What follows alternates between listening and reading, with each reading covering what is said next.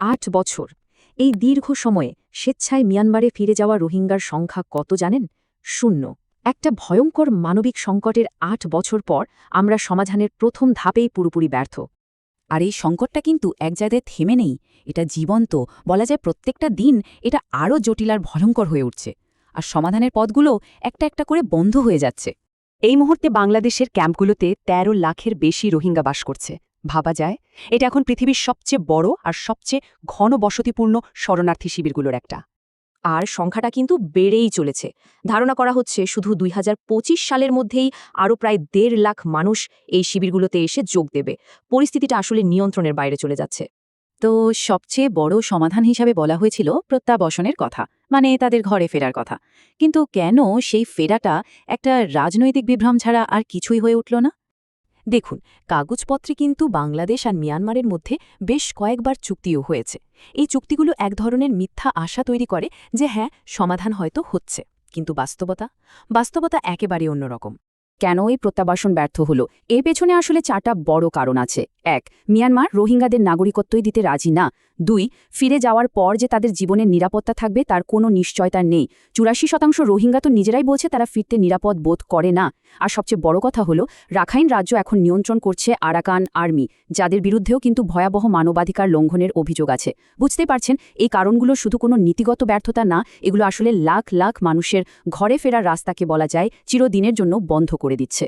যখন রাজনীতির সব দরজা এভাবে বন্ধ হয়ে যায়, তখন মানুষ মরিয়া হয়ে ওঠে। তারা তখন নিজের জীবনকে বাজি ধরে, এমন সব পথ বেছে নেয় যা প্রায় নিশ্চিত মৃত্যুর দিকে ঠেলে দেয়।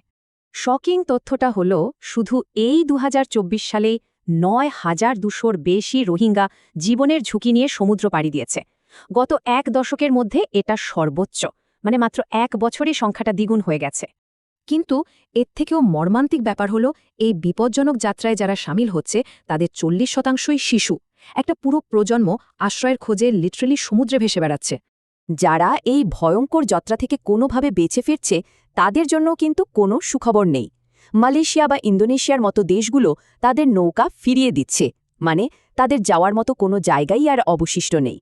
আচ্ছা, তাহলে আন্তর্জাতিক আইনের কি কোনো ভূমিকা নেই? বিশ্বের সর্বোচ্চ আদালতগুলো এই সংকট নিয়ে কি করছে? তারা কি কোনো সমাধান দিতে পারছে?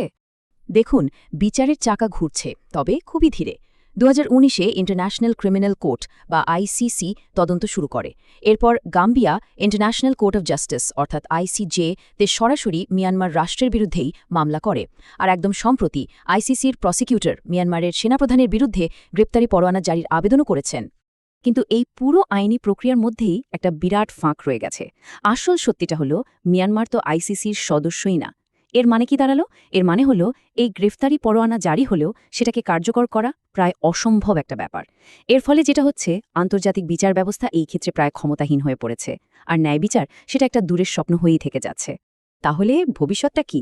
সামনে ৩টা সম্ভাব্য পথ দেখা যাচ্ছে, কিন্তু সমস্যা হলো এর কোনোটি আসলে সত্যিকারের কোনো সমাধানের দিকে নিয়ে যাচ্ছে না। প্রথমত, এখন যা চলছে তাই চলতে থাকবে। ক্যাম্পগুলো থাকবে, কিন্তু আন্তর্জাতিক সাহায্য দিন দিন কমবে, ফলে বাংলাদেশের ওপর চাপ আরও বাড়বে। দ্বিতীয়ত, মিয়ানমারে ফেরা, যেটা গৃহযুদ্ধ আর নাগরিক অধিকারের অভাবে প্রায় অসম্ভব। আর তৃতীয়ত, কিছু দেশ সামান্য কিছু রোহিঙ্গাকে আশ্রয় দেবে, যা এই ১৩ লাখ মানুষের তুলনায় আসলে কিছুই না।